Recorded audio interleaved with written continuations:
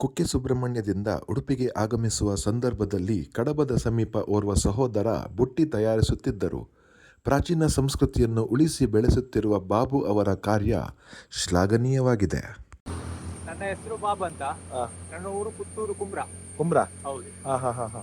ಅಲ್ಲಿಂದ ಬಂದು ನಾವು ತಯಾರು ಮಾಡೋದು. ಇಲ್ಲಿ ಬಂದು ತಯಾರು ಮಾಡೋದಲ್ವಾ? ಹೌದು. ಹಾ ಹಾ ಹಾ ಹಾ.